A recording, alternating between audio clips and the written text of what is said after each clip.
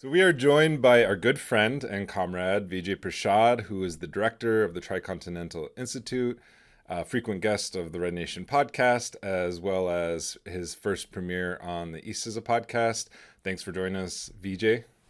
Nice to be with you. Nice to be with both of you.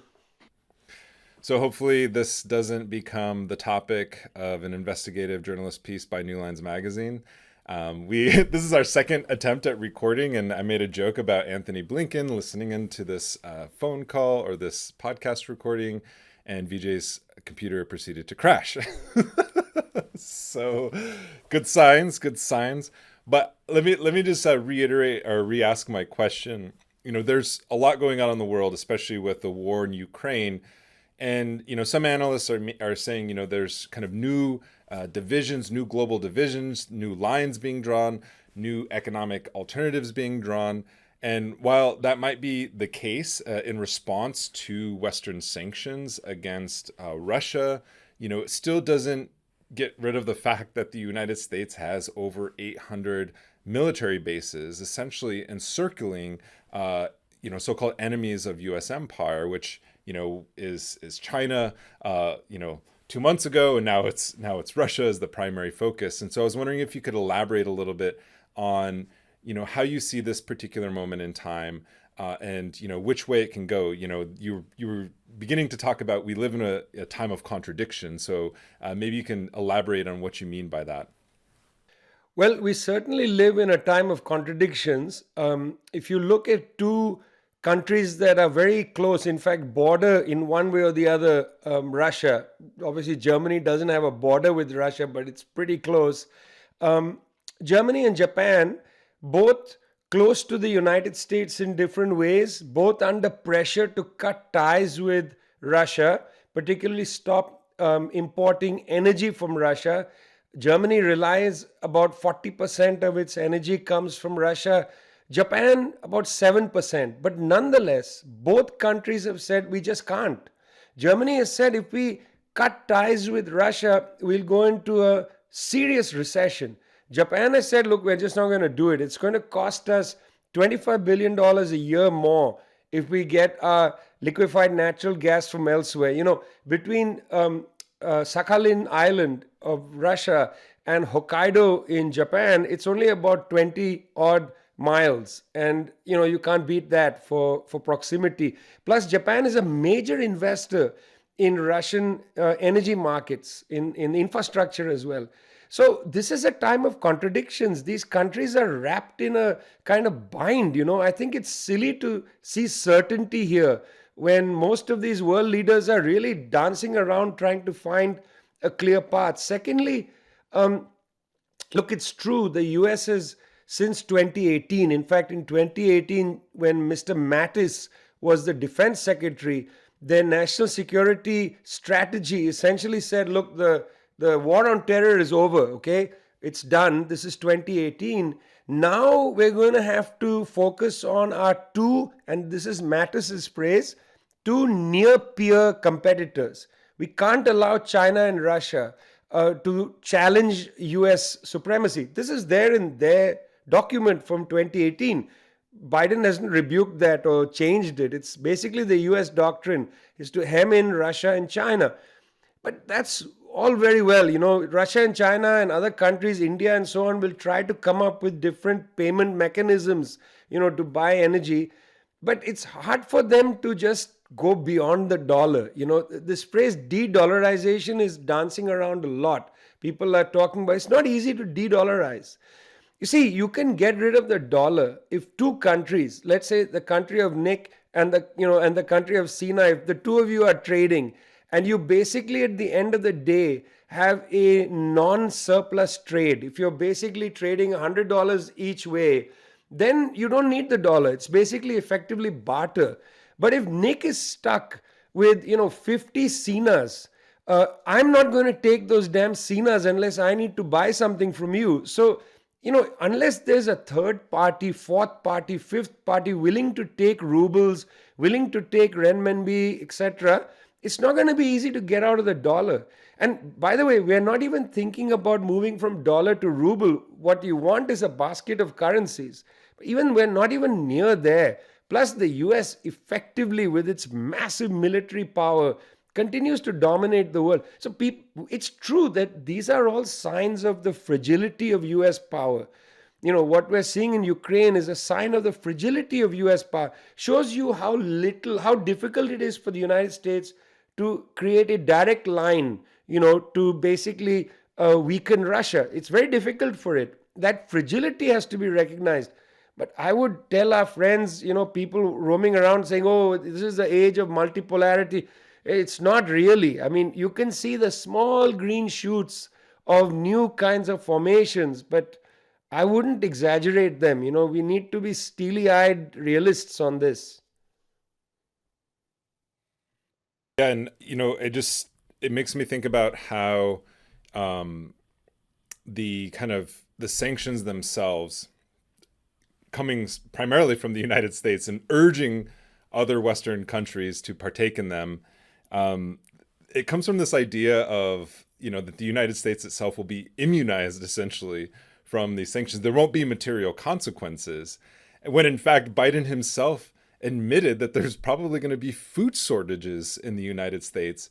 And when we talk about food shortages in the United States, or even just higher gas prices at the pump, as you hear all these commentators say, we can multiply that for the rest of the world and understand that the suffering is going to be much greater. And so, can you talk about this question of there's a question of energy, right? The mere fact that Russia's asking countries like Germany to pay in rubles because of the sanctions, when or in just the question of food itself and how food is going to get, because you can't drill more wells for food. You can't increase those kinds of production the same way that you would put new oil rigs or oil production online, or even liquid natural gas, and that's going to take months.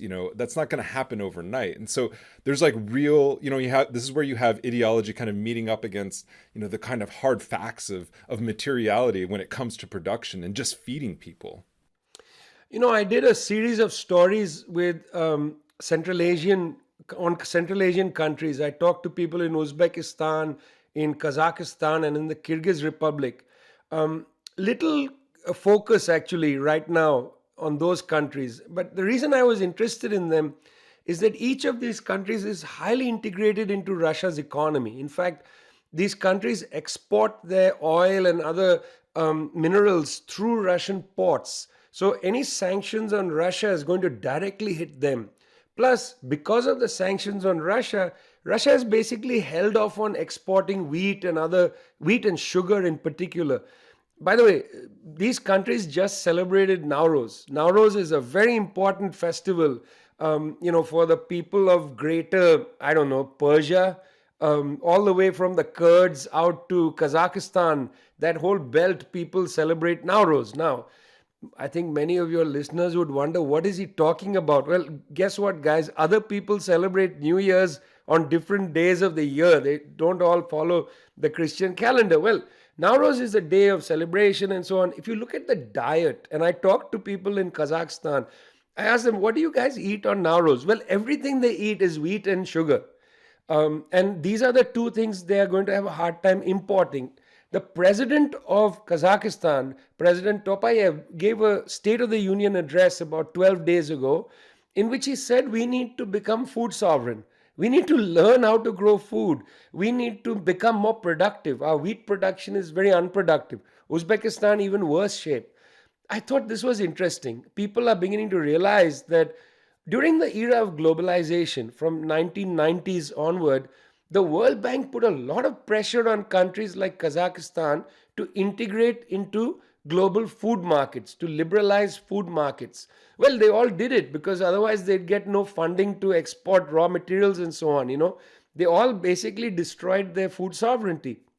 You can integrate the world into one food distribution system, but the moment you start having sanctions against this country and that country, sanctions is really the United States eating its own globalization project. 26% or so of the world's wheat is grown in Russia and Ukraine. You take out 1 in 4 loaves of bread from the world, that's catastrophic. And it's catastrophic even in the United States, even though the US is largely insulated from world food prices because it produces so much food, it's largely insulated. It'll still have an impact. So one of the things to bear in mind first is that these sanctions are going to have an enormous impact, and people need to recognize in 2010 there was a drought in Russia and in Ukraine. And as a consequence of that drought, wheat harvest collapsed. And in many ways, the so called Arab Spring was a product of the drought in Ukraine and in Russia. Why am I saying that?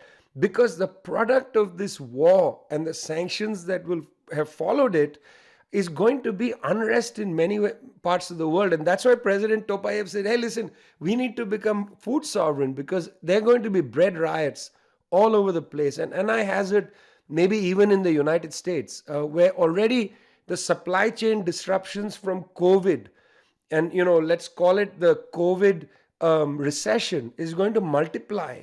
It's going to create problems for people, and that's the reason why I hope deeply, Nick. I hope that there'll be a ceasefire. I hope there'll be some negotiations, and I hope that there'll be some rethinking about this use of sanctions as a bludgeon against more than 30 countries. It's one thing to sanction, let's say, Zimbabwe. That's terrible for the people of Zimbabwe, but it's a landlocked country and so on. The sanctions really stay within Zimbabwe. You sanction Russia, you're damaging Eurasia. You're damaging Eurasia. It's not a joke. And I'm not sure if in Washington, D.C., they recognize, if they've done game theory to recognize that this is the kind of sanctions that's going to come back to bite them. Vijay, I have a couple of questions for you, but before that, I wanted to push back on something about the specter and what you think maybe kind of be a little bit quixotic or maybe premature specter of de-dollarization. And I wanted to kind of ask you, you've been watching these things for a long time. You're a sort of student of these things, and so much of American power is, yes, there is the military power, but ultimately the nature of military technology and growth in national military power, and say the major sort of major powers of the world, the great powers, is that you can easily not so much match, but a deterrent doesn't require you to match the U.S. empire.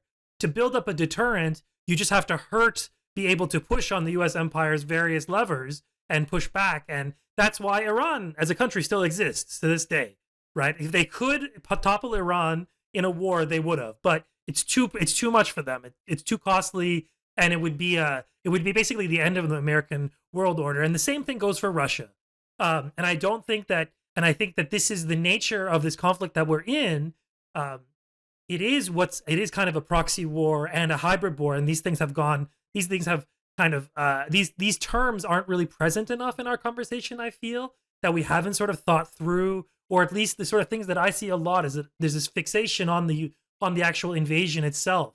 But to understand this invasion, of course, you have to refract it through the last 8 years of war, actual literal war in Donbass that was centered in Donbass in this region. There was sort of, if the figure is 14,000 deaths in 8 years, I could be wrong, 13,000, but multiple factors more than have died right now. But before answering that question, the hybrid war, proxy war, I did want to push back and sort of ask you, like, de-dollarize, like the U.S. empire is built on its financial structure as much, if not more, than its ability to sort of bludgeon countries to death, right? So all those transactions, say the petrodollar, right?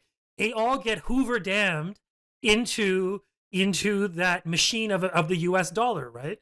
The very fact that the Saudis are flirting with of selling in yuan, the fact that rubles are now being traded, right? These are, I want to say, these are cracks in the dike. Right? Like, these are little cracks, and it doesn't take much to, you said it yourself, the fragility of American power. I mean, that's a contradictory phrase, because if it was fragile, it wouldn't be powerful, right? And that's the moment we're in, and that's why it's so mind-boggling to think that of all the countries to screw with, I mean, I'm Iranian, believe me, I understand what the US can do, and in all of its hybrid war techniques. I mean, it's one thing to screw with us, but it's a whole other beast to screw with Russia, precisely for the reasons that you explained. Anyways, that was 7, 8, 9 questions, but I wanted to kind of open that up. Yeah, so the first thing is that the Russian elite or the moneyed elite, um, they don't hold most of their wealth or large part of their wealth in rubles. They don't even bank in Russia. They bank in Cyprus. If you look at the Russian FDI, the money that goes out of Russia, one of the principal ports of call, it's not the city of London or Wall Street, it's Cyprus. And it's interesting, if the United States wanted to actually go after that elite, they would sanction Cyprus and not Russia. Because you go after Russia, you're hitting the ordinary Russian. If you go after Cyprus, you're going to put some serious pressure on, people who the United States actually doesn't want to pressure, because they hope that it's from that billionaire elite that the next leadership level will come, the next Yeltsin will return, and so on. I mean, the thing is, it's not that I feel like the United States is completely, without challenge or is going to exist in this shape, or at least in its previous very strong incarnation forever. But I also want to caution, those who feel like, well, the game is up, and it's going to collapse, or that the world is going to fragment. The reason I don't feel like the fragmentation is going to happen so quickly is the hesitancy one sees from Beijing. Beijing has been extremely interesting to watch in the middle of all this. For good reason, the Chinese haven't directly condemned the Russian invasion of Ukraine, although they now do call it an invasion. They initially called it the Russian phrase, a military operation. But they haven't condemned it. On the other hand, they haven't said, hey, listen, go ahead and, this is an anti-Nazi thing. No, they haven't said that. Because they don't actually want more sanctions. They're still doing a lot of business with Europe and with the United States. But more than that, they understand that many countries in Africa, Asia, in Argentina, which has just joined Belt and Road, Poland, which joined the Belt and Road in 2015, that these are anchors of the long-term Chinese project. And so when one looks at this, if it were indeed true that the whole house of cards of the dollar is collapsing, then you'd think the Chinese would be accelerating things. Let's go, guys. All of you, Poland, Argentina, you want to do business with us? We're not going to use dollars anymore. But they're not going in that. They're very cautious. And that's why I learn a lot from that caution. I feel, it's not that I feel that the dollar will be eternal, but I think it's going to be with us for a long time yet. And it's true that fragility and power or powerful are, to some extent, they have the appearance of contradictoriness. But that's not necessarily a contradiction, because you can be very powerful, and then at the edges of your power, there's enormous fragility. It's what the old territorial empires used to experience as overreach. That you get too far away from the center of your empire, your logistical lines start to fray, and then you can get hit at the extremities. Well, those are old territorial powers, which experienced overreach, and that's why we get the term overreach in terms of distance from the center. Well, the United States is not a territorial power. It is, in fact, a terrestrial power. It's a power. I say now, there is no Monroe Doctrine that is just for the Americas. There's a global Monroe Doctrine, which the United States has been operating with for the last 70 odd years. And so because it's a terrestrial form of power, not just, territorial, the vectors of power are complicated. They are not necessarily about, holding territory. They are about things like the dollar, but the dollar is not the only one. Intellectual property rights rules. You see, far more vulnerable actually than dollar is intellectual property, and that's why the US is so mad at the Chinese, because the Chinese have developed their own intellectual property, and they are a genuine threat to Silicon Valley. So, it's a bundle of different vectors of power where you can start seeing you can detect these fraying, the string is fraying. It's fraying around Huawei's 5G. It's fraying around robotics developed in China. It's fraying around the dollar, because people are now bundling different currencies and doing different things. All of these frays that, frayed edges that you can see, that's what I think of as the fragility. But that doesn't mean that it doesn't have core strength yet. the weakness of the United States is not that it can't, defeat the Taliban. The weakness of the United States is that within the United States itself, there is no common project. I mean, Biden can't pass an infrastructure bill. This country is eating itself from inside. That's going to have a lot of impact on its ability to project power. And in that sense, Trump was an indication of that. Because Trump went to the Europeans and said, you guys, you have to pay more for defense, for the military. We can't carry you because we're going broke. United States is going broke, can't carry all this. That actually is a very strong sense for my money. And you can see that in the foreign policy elite. They all start their books talking about the lack of bipartisanship in Washington is hurting the US ability to project power. That's one other area of great fragility.